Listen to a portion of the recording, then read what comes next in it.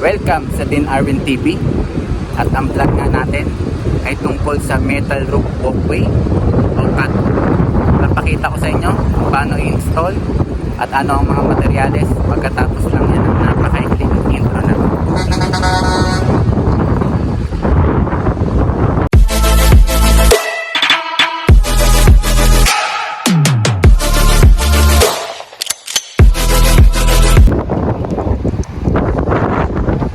So guys,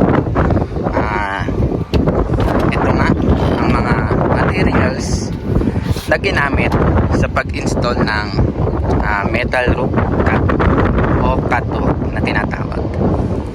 Ang mga dumadaan po dito sa catwalk na to ay ang mga maintenance yan, yung mga maglilinis ng bubong dito sa roof, yung mga maglilinis ng mga panel yan, or kung may mga gwardiya na nagro-roofing yan, dito sila dadaan yan sa pinaka metal roof o catwalk na yan.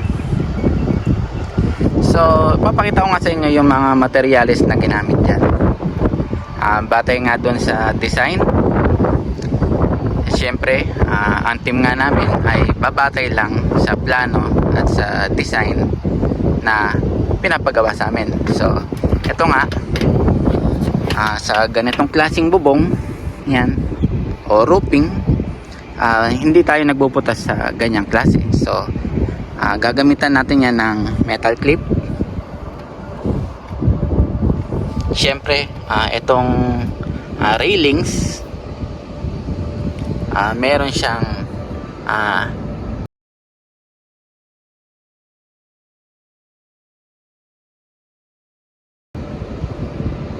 at syempre ang pinaka metal roof catwalk yan. So kung mapapansin nyo, hanggang dun po yan sa dulo, at dun sa kabilang pisngi pa ng bubong, meron din po yan. Ngayon tatagos po yan hanggang dun sa kabila naman na dulo, at dun pa sa kasunod pang mga pisngi ng bubong. Kung makikita nyo, ganyang katibay nga yung na-install na catwalk dito.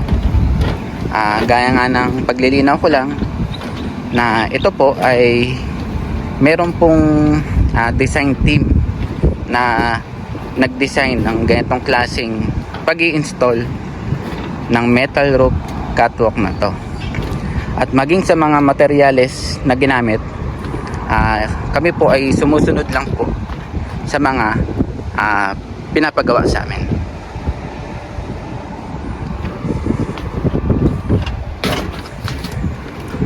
Itong metal roof catwalk na to ay napakatibay po nito. Hindi po ito yung basta-basta lang na natatanggal o kinakalawang. Napakatibay po niyan. So gaya nga ng sabi ko sa inyo, dito nga sa pinakadulong part ng roofing, nandyan nga ang dulong-dulong part ng metal roof catwalk natin. Diyan ang install. At doon sa pinakadulong-dulo, meron din syempre. So guys, ngayon naman, baka sakaling kayo ay makapag-install naman sa ganitong klaseng roofing. Yan.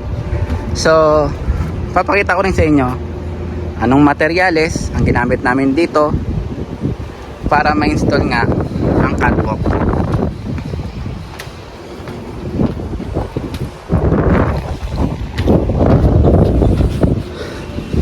So sa ganito namang klaseng bubong, dahil nga ginagamitan to ng deck screw, yan, gagamit tayo dyan ng L-foot.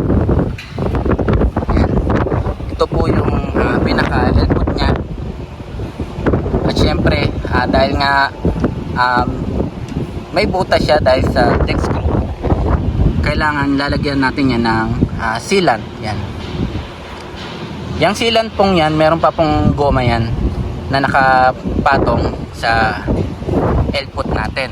Yan, sealant, yan, L-foot. At meron pa rin siyang railings to, at meron pa ring end clamp at syempre ang pinaka catwalk. Ngayon, itong part nga na to ng bubong na to, tatakbo yan ating catwalk hanggang dun sa kabilang part pa ng mga bubong na to. So yan nga po yung itsura ng ating catwalk dito sa ketong klaseng bubong. Ulitin ko lang po na sa pag-install namin ng L-foot ay meron po yung mga sealant para kahit gaano kalakas ang bagyo o ulan, hindi tutulo sa loob ng building na to.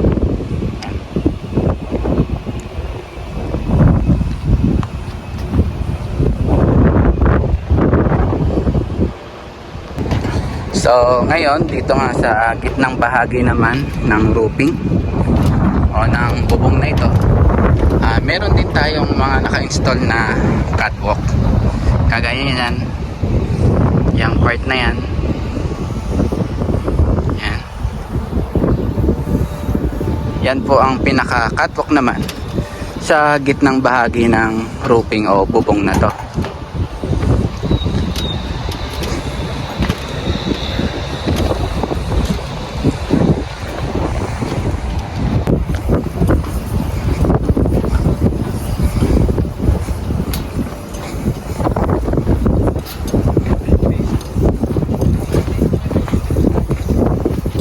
Tatanungin nga natin yung isa sa mga primary installer ng isang company. So hindi natin muna sasabihin yung company. Ito nga pala siya.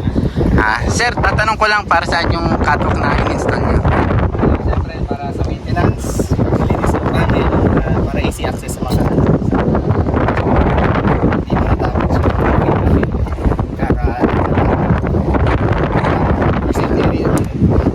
ano pa? Iwas Talisod po. Ano pala pangalan niyo, sir? Arvin Arcohada po. Kailangan nyo ng installer, nandito lang kami. Yan nga po pala. Thank you, Sir Arvin Arcohada.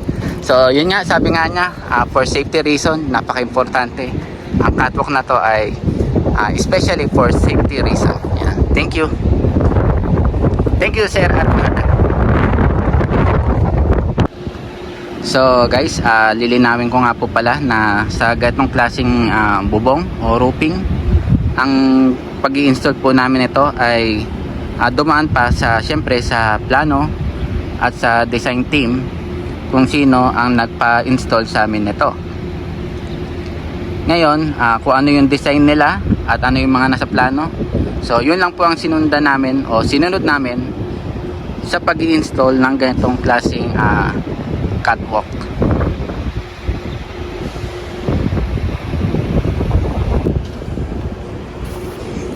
So, yan nga yung maikling video natin tungkol sa pag-i-install ng metal roof walkway or catwalk. Sana ay nakapagbigay sa inyo ng konting kalaman o mga tips sa ganitong mga paggawa. So, maraming salamat. Sideways and under on a magic carpet.